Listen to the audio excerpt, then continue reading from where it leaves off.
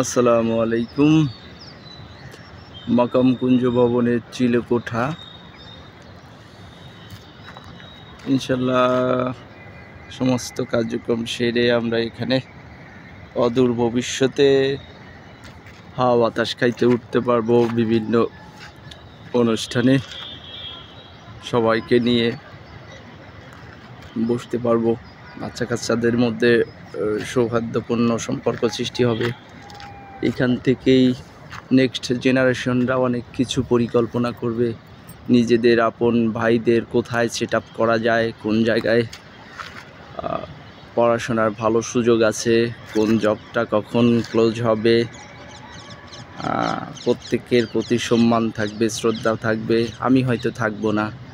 এই বাড়ি তৈরি করার পরে প্রজন্ম থেকে প্রজন্ম ভালো থেকে ভালো মানুষ হবে, সেই আশা ব্যক্ত করে সবার সাথে একতাপূর্ণভাবে এই বাড়িতেই আমি মৃত্যুবরণ করতে চাই।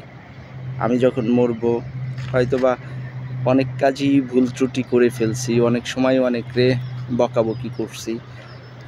এটা আমার একক কোনো প্রফিট ছিল না, শুধু বাড়ির কাজটা করার উদ্দেশ্যে অনেক সময় অনেকরে কড়াভাবে কথা বলছি। এর জন্য আমি ক্ষমা প্রার্থী। তো সবাই, আমি হয়তো বাড়িটা জুন মাসে উঠার চেষ্টা ভাবনা করব। আমার জবও শেষ, রিসেন্টলি ভিসা চলে এলে আমি হয়তো চলে যাব। আমাদের মধ্যে থেকে অলরেডি মার্চ মাসে নাফি জার্মান চলে যাবে। সবাই নাফির জন্য দোয়া করবেন, নাফি যাতে জার্মানে গিয়েও আমাদের ভুলে না যায়। আমি আমাদের 5 জন ইঞ্জিনিয়ারের সবসময় গুরুত্বের সাথে দেখি।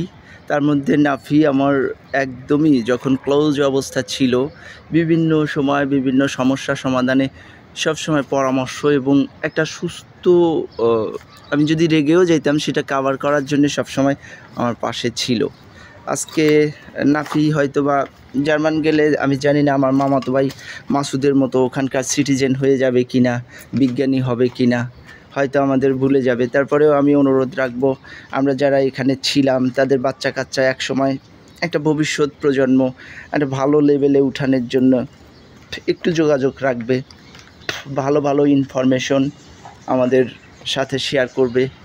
আমরা সবসময় চেষ্টা করব প্রত্যেকের বাচ্চা কাচ্চা যাতে ভালো লেভেলে ওঠে। একজন যদি ভালো কিছু জানি, এই বাড়ির সবাই নিজের মনে করে সেটা শেয়ার করব।